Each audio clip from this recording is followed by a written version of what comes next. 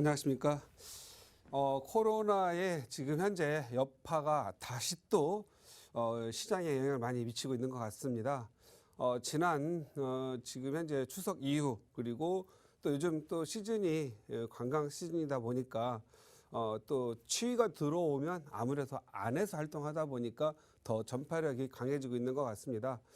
저도 월요일이면 여러분에게 되도록이면 시원하고 좀 가슴에 툭 터인 그런 상담을 좀 하려고 노력을 하는데, 오늘은 코로나의 어떤 침체가 쉽게 제가 여러분의 마음을 이렇게 행복하게 해주지 못할 것 같습니다. 하지만 어려운 가운데서도 여러분의 고민을 깊이 들어보고 어떤 지혜를 드리고 또 좋은 상담을 해드리기 위해서 이 시간 또 최선을 다해볼까 합니다. 여러분의 부동산 관련 고민 궁금한 거 있으시면 지금 전화 주시기 바랍니다. 최선을 다해서 상담해 드리도록 하겠습니다. 네, 월요일 2시간 동안 또 차윤원 대표님과 함께 여러분들의 고민 저희가 꼼꼼하게 도움드릴 예정인데요. 그 전에 앞서서 많은 분들이 기다리고 계셨을 것 같아요. 오늘 꼭꼭박사 강의를 통해서 시기도 시기지만 굉장히 많은 규제들이 추가되고 있는 만큼, 그렇다면 어떠한 물건에 투자하면 좋을까, 틈새 시장은 어디에 있을까라고 궁금해하시는 분들 많을 것 같습니다.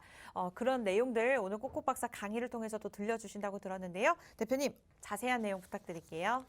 네, 지난 8월에 한번 언급했던 내용인 것 같습니다. 이제는 빌라에 투자해야 할 때다, 이렇게 말씀을 드렸던 것 같아요. 지난 한 5, 6년 동안은 아파트 투자에 대해서 많이 언급을 많이 했고, 그래서 다세대 주택 가지셨던 분들이 좀 오히려 좀 많이 소외를 좀 당했다, 이런 생각이 듭니다. 그렇지만 항상 어떤 것든 오르는 게 있으면 또 조정도 내릴 때도 있겠고, 또 오르지 않았다라면 또 오르는 시기가 있을 것 같습니다. 지금 시기는 빌라라도 내 집 마련, 또는 빌라를 가지고 또 제2의 제3의 투자를 또 할 수 있는 시기인가 아닌가 싶습니다. 요즘 취득세라든가 양도세, 그리고 다주택자들에 대한 세제 강화, 이런 부분들이 많이 있기 때문에 여기는 약간의 그 틈새 시장이니만큼 좀 더 깊은 이해를 하고 투자를 해야 될 것 같아서 빌라에 대한 기본적인 접근 방법에 대해서 말씀드릴까 생각합니다. 제목은 부동산 투자, 대들보가 있다면 빌라에 투자하라, 이렇게 말씀을 드렸습니다. 제목을 잡았습니다. 대들보가 있다면이라는 if, 어떤 기본적인 전제를 말씀을 드렸습니다. 우리가 대들보라면 뭘까요? 내가 오랫동안 가져가거나 또는 내가 투자성이 너무 좋아서 팔고 싶지 않은 그러한 주택 또는 아파트라고 말씀을 드리겠죠. 보통 우리가 많은 사람들, 제가 늘 우리 이 시간을 통해서 수없이 말씀 많이 드렸습니다. 항상 순행 투자하라. 역행 투자하게 되면 그만큼 본인이 힘들어진다. 그래서 순행 투자의 기본 방법으로 아파트를 먼저 사신 분들이 빌라나 다세주택, 연립주택 투자하셔도 좋다. 만약에 재개발이든 재건축이든 너무 내가 대들보가 없이, 내가 살 만한 집 없이 사게 된다면 가격은 오를지라도 들어가 살 수가 없고, 또 팔고 싶어도 가격이 오를 바가 못하다 보니까 내 주거의 질이 좀 많이 약해집니다. 그래서 순행 투자하라고 말씀드렸던 것 같아요. 역시 이 시간에도 역시 순행 투자를 해야 한다라는 기본 전제는 변함이 없습니다. 즉 대들보를 갖추는데 최선을 다했으면 좋겠다. 그래서 무주택자이시거나 무주택자이거나 1주택자이면서 주택을 좀 새 아파트라든가 또 좀 더 넓은 평수로 가야 된다고 하는 분들은 이 시간 이 강의는 필요가 없습니다. 하지만 내가 대들보가 있는 상황에서 은행에다가 저축을 하자니 금리가 너무 낮고, 그리고 어디에 투자하자니 괜히 불안하고 경제가 좀 어렵죠. 그럴 바에는 어디에다가 좀 미래를 위해서 하나를 좀 두었으면 좋겠다. 그리고 내가 지금 현재 뭔가 돈을 갖고 은행에 두고 있는데 내 자녀들을 위해, 미래를 위해서 무언가 좀 해야 되겠다 하시는 분들에게는 오늘 요 빌라 투자에 대한 방법을 좀 생각하신다면 크게 도움이 될 거라 생각을 합니다. 부동산이라고 하는 것은 기본적으로 땅, 대지, 토지를 기반으로 하지요. 그래서 어느 지역이든 토지값이 상승을 하게 되면 주택가격, 아파트라든가 연립주택, 빌라, 상가에 이르기까지 가격이 상승할 수밖에 없습니다.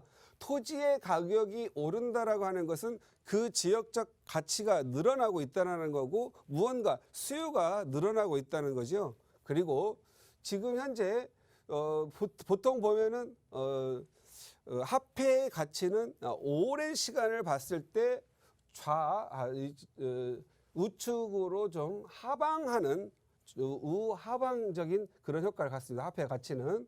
반면에 토지라든가 부동산이라는 것은 우여곡절이 있지만 항상 우상향하는 그런 특성을 보이고 있습니다. 그런데 우상향과 어떤 우하방이 계속 지속적으로 되느냐 그건 아니죠. 어느 정도 오르다가도 조정을 받고 올라가기도 하고 또 내릴 때도 어느 정도 조정을 받다가 내리기도 합니다. 그러나 궁극적으로 10년 또는 20년을 내다본다라면 부동산의 가격은 우상향하게 되고 화폐의 가치는 우하방하게 되어 있습니다. 그래서 우리가 자녀분들을 위해서 또는 나의 지금 갖고 있는 집이 있는데 내가 지금 경제 활동을 하고 있기 때문에 어느 정도 돈을 벌고 있는데 미래를 위해서 어딘가 내가 투자를 해야 되겠다라고 한다면 부동산도 하나의 중요한 역할을 하고 있기 때문에 땅을 갖고 있는 부분에 투자를 해야 될 것 같다. 이렇게 말씀을 드리고 싶습니다. 지금 과거의 부동산 가격을 좀 한번 살펴보도록 하겠습니다. 특히 아파트 가격에 대한 지금 현재 진행 상황을 좀 보셔야 될 텐데요. 아파트 가격은 과거 2001년도에서 2007년까지 수직 상승하다시피 했었죠. 그러다가 2008년 리먼 사태 터지고 거품론이 대두되면서 2007년부터 버블 세븐 지역부터 시작을 해서 계속 가격이 내려가게 됩니다. 반면에 서울의 가격이 내릴 때 지방은 오히려 상승을 했었죠. 지방 같은 경우에는 오히려 2009년 말 정확하게는 제2의 DTI가 진행이 되던 2010년 3월부터 지방은 수직 상승을 하게 되죠. 그러다가 서울이 상승하는 시점 2013년이 되면서 지방은 하락하게 되고 또 팔기도 어렵게 되죠. 그러면서 서울 쪽으로 수도권 쪽으로 돈들이 들어오게 됩니다. 그래서 가격이 상승하게 되죠. 중요한 부분이죠. 지금 현재 2012년도는 아파트 가격 하락이 바닥이 졌었고 심지어는 어떤 지역에 따라는 2013년까지 바닥이 진행이 됐습니다. 반면에 서울의 중심부, 강남이라든가 마용성을 중심으로 해서 서서히 오르다가 2016년, 17년까지 가파르게 올랐죠. 그러다가 2017년 어느 정도 가격이 조정되려다가 부동산 규제가 생기면서 시장에 통용되는 매물들이 없다 보니까 그때 다시 수직 상승하게 됩니다. 그러다가 2019년 초 조정 받을 듯 하다가 다시 또 부동산 매물들의 품귀 현상과 부동산 공급 그러면서 20대의 영끌이라고 하는 표현되고 있는 그런 수요까지 갈증 붙으면서 가격이 상승하게 됩니다. 그리고 지금은 엄청난 규제 기간에 지금 들어갔습니다. 이제 그나마 마지막 끝자락 투자처라고 했던 김포마저도 조정지역 들어가면서 김포는 항상 짧게 오르고 짧게 오르다가 조금 오르면 현재 규제가 들어가서 어려움을 겪게 되는 그런 상황이죠. 지금 현재 이 그래프는 서울의 정상적인 상황입니다. 그런데 서울 지역 내에서도 핵심 지역이 있고 주요 지역이 있고 또 이 비선호 지역이 있다라면 중심 지역과 비선호 지역 부분이 좀 틀려지겠죠. 중심 지역은 이와 같은 그래프를 그렸다고 한다면 비선호 지역 같은 경우에는 중심 지역의 핵심 지역들, 중심 지역들이 오르고 난 후에 뒤늦게 오르기 시작을 하다가 한번 조정을 받고 이렇게 가격이 오르면서 가파르게 같이 오르게 되죠. 역시 비선호 지역이었던 서울의 주변 그리고 수도권마저도 파란색처럼 잘 안 오고 조정을 덜 받다가 2017년도 들어오면서 급격한 상승을 하게 됩니다. 이때 많은 서민들이 좀 공황 상태에 빠지게 되죠. 서울의 핵심 지역에 오르는 건 내 문제가 아니라 남의 집, 남의 불구경이었었는데 어느 순간 서민들이 사는 서울 외곽 지역과 수도권 지역마저도 가파르게 50% 60% 오르면서 사람들이 공황 상태, 패닉 상태에 빠지면서 패닉 바잉이라고 하는 그러한 신조어를 냈을 정도로 공황 상태, 심적 공황 상태에서 투자를 하는 열기가 들어오게 되죠. 그러면서 소위 대출을 받아서 투자하는 그런 수요가 많이 늘어나게 됩니다. 그리고 나머지 지역들은 지금 현재 이제 규제에 맞춰가지고 2017년 8월 2일 규제 들어간 지역은 그냥 오르면서 물건이 없어 오르고 인근 지역에도 들불처럼 들어가죠. 그러다가 판교, 분당, 평촌, 그 다음에 의왕, 수원, 인천, 이제는 김포까지 들어가면서 이제 다시 나머지 마지막 지역 일산과 파주라는 지역, 죄송합니다. 파주, 이제 파주 한 군데 남았네요. 소수권으로는. 그래서 이렇게 투자가 전이돼 가고 실거주 수요도 옮겨가는 현상을 보이고 있습니다. 그런데 말입니다.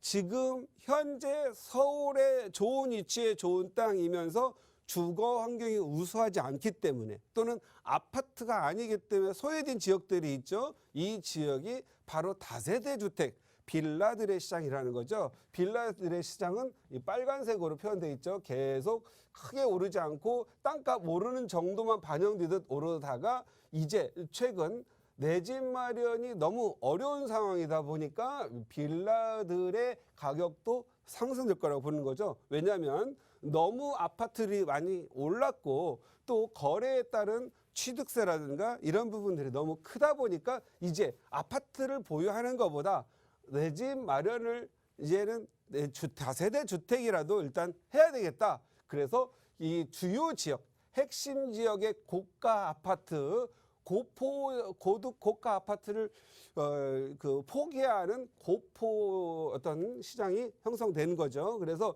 고포 세력들이 이제는 서서히 이제 빌라로라도 내 집 마련을 하려고 하는 경향을 보이고 있습니다. 그래서 이러한 부분들이 영향을 미치고 있는 부분, 특히 1주택 가진 사람들이 또 취득을 하려니까 취득세의 경우에는 8%, 지방세까지 합치면 0.8% 지나서 약 9%, 8.8%, 약 9%죠. 5억짜리를 하더라도 5945, 약 4,500만 원의 취득세. 그리고 2주택자가 본의 아니게 또 2주택 갖고 있는 분들도 많이 있습니다. 2주택자가 하려니까 살려고 하니까 취득세 10%, 12%에다가 지방세 1.2%에서 13.2%의 고율의 취득세 때문에 야, 이건 아파트는 가져가기 힘들다.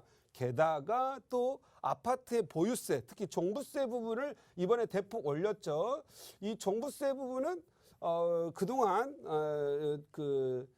가격이 많이 덜 오른 걸 반영하다 보니까 지금 현재 주택 공시가 낮게 조정되다가 이제는 시세를 90%까지 반영한다고 하니까 뭐 이번에 종부세가 제가 한 100만 명이 넘게 나온 것 같습니다. 이 종부세에 대한 부담 때문에 이제는 종부세를 좀 줄일 방법을 좀 연구하게 되죠. 그래서 아파트 기존 걸 좀 비싼 걸 좀 팔아서 좀 더 뭐 건물, 상가 건물이라든가 월세가 나오는 형태로 갈아타려고 하는 그러한 현상이 좀 보이게 됩니다. 그리고 고율의 양도세에 지금 막혀가지고 팔 수가 없는 거죠. 그래서 사람들이 고율의 양도세, 이제 많이 버는 것보다 여러 개를 사가지고 이 양도세를 좀 적게 내고 또 취득세도 좀 적게 나는 거에 대한 생각을 하게 되는 거죠.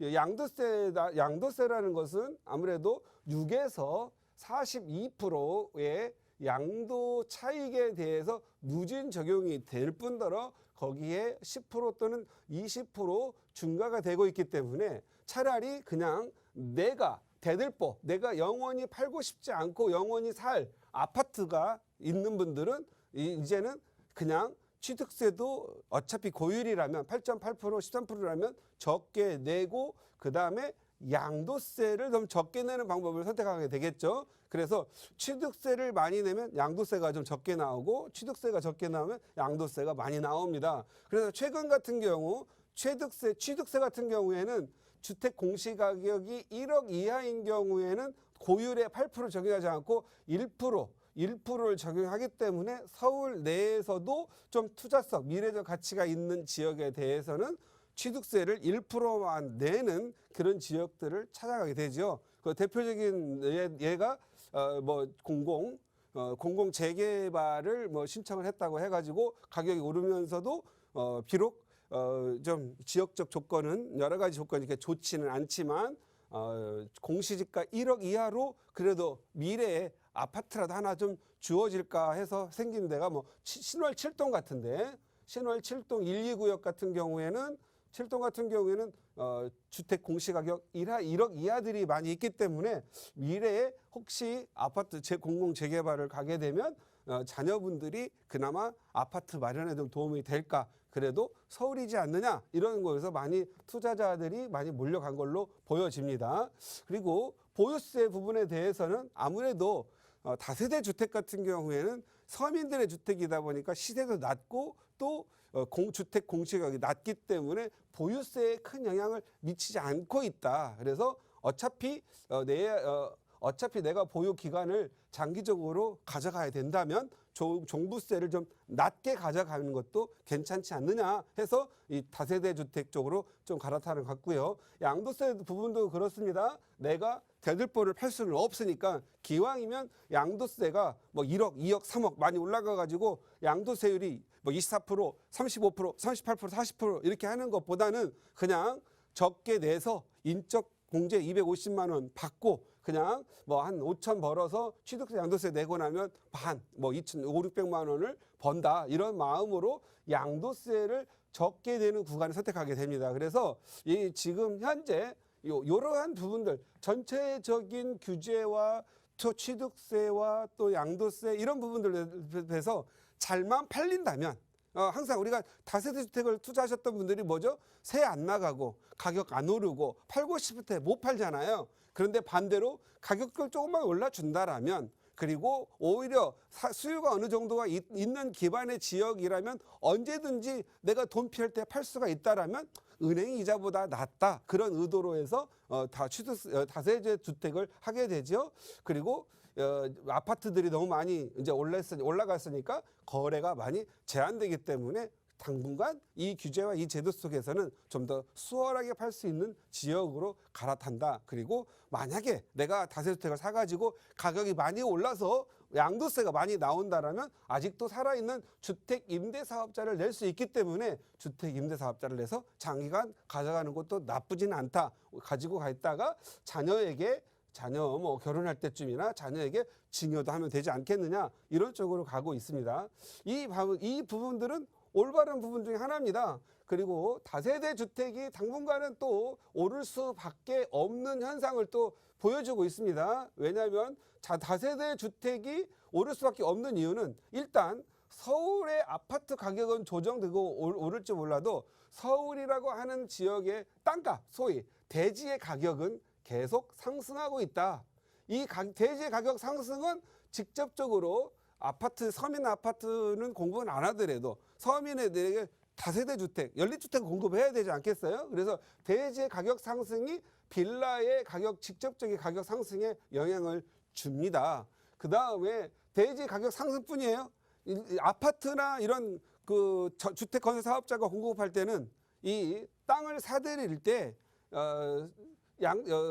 취득세가 1에서 3%밖에 내지 않아요. 그러나 일반 우리나라가 지금 서민들에게 공급되고 있는 빌라들에게 대해서는 일반 빌라 공급업자는 돈이 별로 없어요. 그리고 사업자들의 규모가 작습니다. 그러다 보니까 그들이 살 때는 일반 주택을 사가지고 공급을 해야 되기 때문에 대부분 빌라업자들은 자기 집이 있는 상황에서 토지를 매입하는 경우가 많기 때문에 주택을 매입해서 빌라를 공급하는 게 일반적인 우리 지금 현재 빌라의 공급원이거든요. 그렇다면 이 주택을 살 때 8 또는 13%의 13.2%의 이 취득세를 내야 됩니다. 그런데 빌라 사업자들, 빌라를 공급하는 사람들의 소득 구조가 좀 영세하지요. 보통 빌라 사업자들의 수익률은 12에서 14% 정도 됩니다. 그런데 취득세가 8%로 올랐고 13%로 올랐기 때문에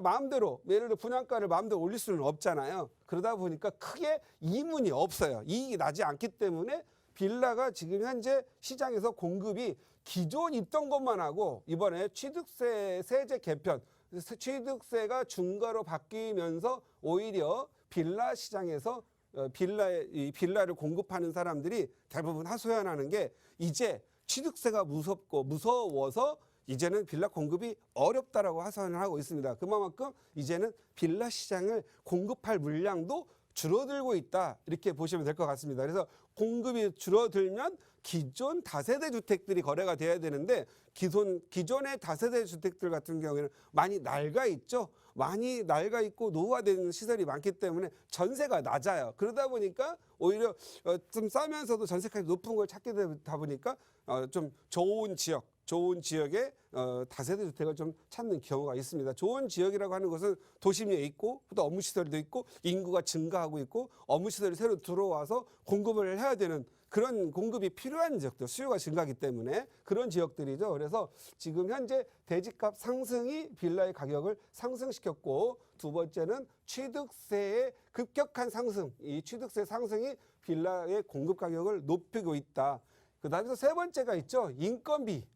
인건비가 지금 현재 많이 올랐습니다. 생각보다. 지금 우리가 지금 현재 코로나 속에 많이 묻혀서 있지 대부분의 지금 자영업자나 이렇게 공급업자들이 인건비에 눌려서 창업을 못하고 있고 인건비에 눌려서 지금 가게가 지금 많이 문을 닫고 있습니다. 그래서 인건비가 높은 데다가 지금 코로나의 영향을 받아가지고 지금 장사가 잘 안 되고 있죠. 그래서 인건비 부분이 가격 상승에 빌라 가격 상승을 견인하고 있다. 이런 상황을 보셔도 될 것 같고요. 이렇게 되다 보니까 결국은 원자재 가격이 상승하고 있더라. 그래서 지금 현재 결국은 어떤 시장에서 서민들이든 돈이 있는 사람이든 없는 사람이든 내 집 마련을 해야 되는 경우가 발생이 됩니다. 그렇게 된다라면 결국 아파트 시장이 많이 올라 있고 갈 수가 없다라면 결국 서민들에게 주택 공급하고 있는 빌라 시장도 또 다른 내 집 마련의 어떤 기회 시장이 되지 않겠느냐 싶어집니다. 그래서 그런데 영원히 변하지 않는 난제이자 중요한 사실 하나는 빌라는 가격이 잘 오르지 않는다가 맞는 말입니다. 그리고 빌라는 한번 경영 타면은 빌라 가격은 빌라들은 매매하기가 어려운 시장이긴 합니다. 그런데 전체적으로 보면 그러합니다. 그런데 우리나라를 전체를 보면 안 되고요. 시장의 어떤 특성을 봐야 되고 그 지역적 위치의 특성들도 많이 봐야 되죠. 예를 들어서 한강변에 있는 재개발 재건축 예정지들은 뭐 20년 30년 빌라라 할지라도 8억 9억 가는 데가 너무도 많지요. 그리고 도심 내에서도 재개발 또 진행한다든가 또는 공공 재개발 한다고 하면 수요가 오히려 공급을 넘치기 때문에 가격이 많이 1, 2억씩 오르는 데도 많이 있죠. 그래서 저는 무조건 빌라라고 해서 외면하기보다는 좀 실력을 갖춰가지고 빌라도 오를 지역을 선택하는 게 중요하겠다. 그러려면 어떤 지역을 많이 봐야 된다? 그래서 빌라 투자를 했을 때 안심할 수 있는 지역, 안심 지역을 잘 봐야 됩니다. 이런 지역들은 가격도 상승하고 또 전세도 월세도 잘 나가고 그 다음에 매매도 잘 되죠. 환금성도 좋습니다. 그런 경우를 보려면요. 가장 첫 번째로 주변의 아파트 시세를 봐야 됩니다. 아파트 시세가 33평 109제곱미터 이상 되는 이런 109제곱미터에서 10억 이상인 아파트가 주를 이루는 데는 다세대 주택도 좋습니다. 왜 그렇죠? 거기에는 분명히 역세권이거나 상업 업무시설이거나 학교 이런 것들이 우수해서 사람이 서로 살려고 할 수밖에 없습니다. 그런데 거기에서 살아야 되고 직장을 다녀야 되는데 막상 아파트를 가서 보니 아파트 가격도 높고 전세 가격도 좀 쌌다가 요즘 막 1억 5천 2억씩 올라 있기 때문에 전세만 할 수가 없어요. 그래서 멀리에서 출퇴근하다 보니까 사람들이 기진맥진해요. 일도 해야 되고 공부도 해야 되고 자녀도 키워야 되니까 힘들어요. 그러다 보니까 좋은 지역을 찾아서 다세대 주택을 찾게 되는데 그럴 때는 10억 이상인 지역들은 다세대 주택도 가격이 오를 수밖에 없고 수요가 늘어납니다. 그 다음에 여기서 정말 중요시하는 부분들은 초중고 학교가 있어야 돼요. 그리고 초중학교가 있어야 되고 반드시 있어야 될 뿐더러 중학교에 대한 선호도가 높은 지역은 다세대 가격도 반드시 오릅니다. 여러분들이 오늘 방송 끝나고 한번 중학교 인기 있는 지역들 한번 쭉 쿡쿡 찔러 보십시오. 다세대 주택 가격도 많이 올랐고 싸지 않다라는 걸 느낄 겁니다. 거기다 대고 만약에 재개발, 재건축 등이 진행한다면 지역 가치 상승 예상되었기 때문에 가격이 많이 오르죠. 대표적인 곳이 염리 5구역이라든가 염리 4구역. 이런 데는 최근에 건축 개발 행위 제한 지역이 들어갔죠. 그 건축 행위 제한 지역이 됐다라는 건 뭐죠? 지금 현재 재개발 재건축 들어가기 위해서 이제 신축 같은 거 허용하지 않는다라는 거죠. 이제 노후도 맞고 그 주민들에 대한 재개발 동의서가 잘 나와준다면 진행이 되죠. 그러면 그것들은 10년, 15년 후에 또는 요즘과 같은 경우에는 이제 옛날처럼 재개발 재건축이 이제 마구마구 늘어지지 않습니다. 어떤 지구가 지정이 되면 일몰제가 정해져 가지고 이제 그 시간 안에 지치 않으면 그 시간에 다음 단계 넘어가지 않으면 해제가 되기 때문에 이제는 어떻든 일몰제라는 부분들 때문에 재개발 재건축이 좀 시간이 앞당겨졌기 때문에 이제는 신뢰관계가 생긴 거잖아요. 그래서 지역가치 상승하는 지역들이 있다. 이런 부분들을 보면 서울에 아파트만 있는 게 아니고 아직도 다세대 주택과 단독주택 두루두루 굉장히 많이 있거든요. 그래서 이런 두 가지만 잘 보고 투자를 하시더라도 좋다. 그다음에 또 지역 가치가 상승하는 지역들이 어떤 지역이 있죠? 뭐 예를 들어서 그동안 삼성동의 GBC, 삼성동 지금 강남구죠. GBC가 옛날 한전 부지, 지금 말하면 글로벌 비즈니스 센터 또는 삼성동의 현대차 부지의 개발. 이 현대차의 부지의 개발이 잠실이라든가 가락동, 송파동 이런 지역들의 다세주택 가격을 견인해서 좀 올랐잖아요. 이건 뭐죠? 그만큼 업무시설이 많이 들어오는 거죠. 앞으로 업무시설이 많이 들어올 때가 또 어디 있죠? 그냥 그야말로 우리가 잊어버릴 수 없는 동네. 앞으로 2022년 1월부터 이제 착공이 들어간다고 하는 곳이 있죠. 지금 현재 예를 들어서 서초동 서초동이죠. 정보사 부지가 약 9만 제곱미터 정도의 대규모인데 9만 제곱미터 얼마나 크냐면요. 삼성동 GBC가 7만 9천 제곱미터입니다. 그런데 정보사 부지가 9만 제곱미터예요. 여기가 2022년 1월부터 착공이 들어간다고 해요. 2025년에 준공이 난다고 하죠. 그러면 약 3, 4년 후에 여기가 이제 준공이 돼서 사람들이 늘어나겠죠. 정보사 부지가 뭘로 개발을 하느냐? 다른 거 아니죠. 아파트 들어오는 게 아니고 이 지역이 전부 종합 업무 시설도 복합 지역이 들어오죠. 관광, 호텔부터 해가지고 4차 산업 들어온단 말이에요. 그러면 그 주변에 아파트 가격이 20평대, 30평대들 다 20억 넘잖아요. 그러면 거기에 20억, 30억 사는 거 아니잖아요. 여기에 들어와서 살아야 되고 사는 사람들이 그 직장에 근무를 해야 되니까 어떻게 되죠? 방배동이라든가 서초동 일대의 다세대 주택들의 가격이 오르겠죠. 또 이런 부분들이 계속 들어오다 보면 많은 사람들이 공급하려고 하니까 땅값 오르죠. 또 땅값 오르면 같이 다세주택도 같이 오르게 되겠죠. 그래서 방배동이라든가 아니면 서초동 이런 역세권을 중심으로 하거나 학교 서울고라든가 상문고 이런 중심으로 해서 많은 들이 모여드니까 가격 상승이 될 걸로 보여집니다. 이런 지역들이 서울에도 보면 두루두루 많이 있다라는 거죠.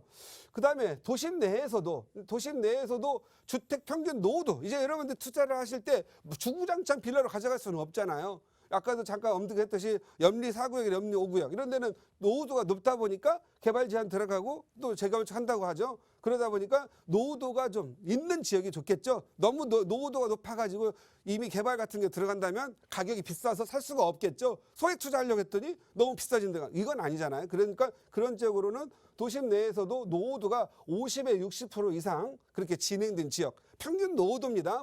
새 거가 있다고 해서 새 것만 빼고 개발하는 게 아니고 주변에 있는 노후도가 굉장히 더 중요하다 이렇게 보시면 됩니다. 그런데 이런 건 있어요. 너무 노후도가 심한데 단독주택이 많은 데는 위험해요. 단독주택이 많다라는 건 그만큼 새로 지어질 확률이 높다라는 거죠. 우리가 이제 보통 빌라나 다세대 투자하고 나서 시간만 낭비했다. 나 거기 가가지고 고생만 오래 했더니 아무것도 없고 팔고 났더니 가격 올랐다. 이런 게 뭐냐면 어떤 지역 같더니 단독주택만 많아요. 이렇게 단독주택만 많아가지고 어쩌다가 이제 빌라들이 신축들 들어가죠. 그래서 신축을 샀어요.